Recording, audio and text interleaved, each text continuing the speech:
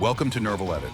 Today we're diving into the world of one of the most iconic films of the 90s, Pulp Fiction. This film didn't just redefine independent cinema, it revolutionized storytelling in film. 3 tomatoes are walking down the street. Papa tomato, mama tomato, and baby tomato. Baby tomato starts lagging behind, and Papa tomato gets really angry, goes back and squishes him, says, ketchup.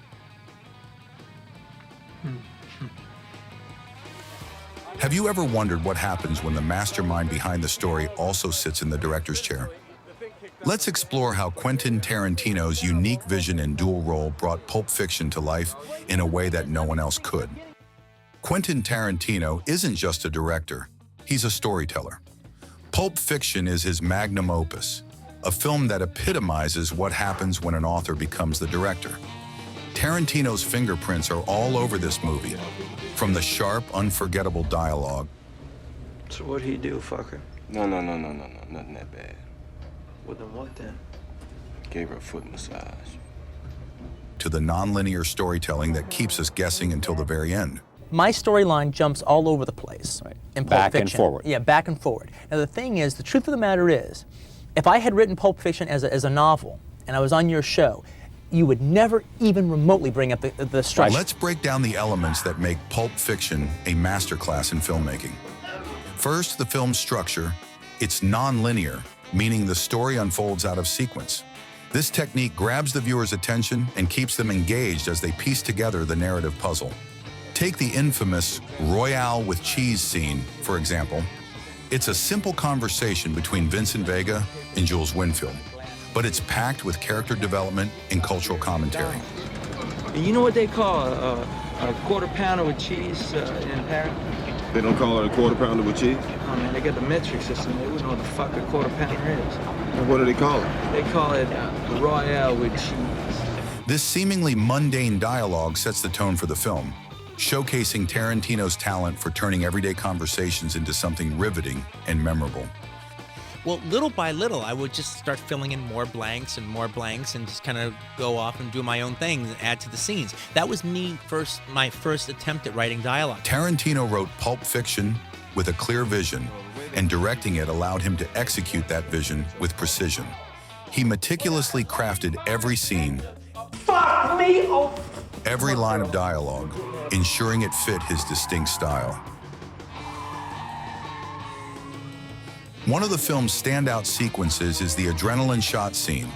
2. The tension, the pacing, Say something. Something.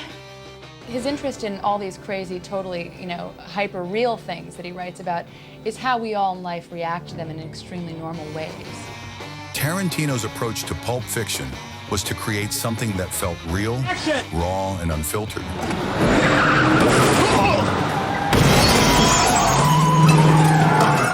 He wasn't just interested in telling a story, he wanted to immerse the audience in his world.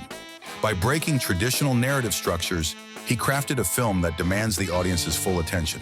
So he presented it to me, and I read it, and I thought it was one of the best scripts I'd ever read. Dark, but great.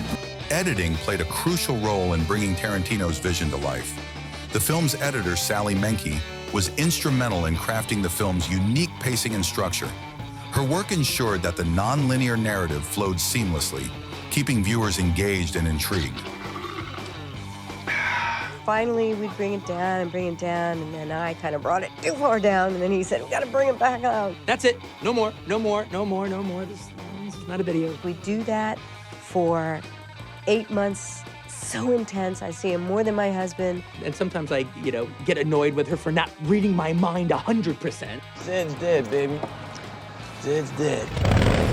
This line, delivered by Bruce Willis's character, marks the end of Butch's storyline, but is actually placed in the middle of the film. The careful placement of scenes like this keeps the audience engaged and constantly guessing what will happen next. Tarantino's use of pop culture references, eclectic soundtrack, and stylized violence creates a cinematic experience that's both entertaining and thought-provoking. The path of the righteous man is beset on all sides by the inequities of the selfish and the tyranny of evil men. Blessed is he who in the name of charity and goodwill shepherds the weak through the valley of darkness. For he is truly his brother's keeper and the finder of lost children. And I will strike down upon thee with great vengeance and furious anger those who attempt to poison and destroy my brother.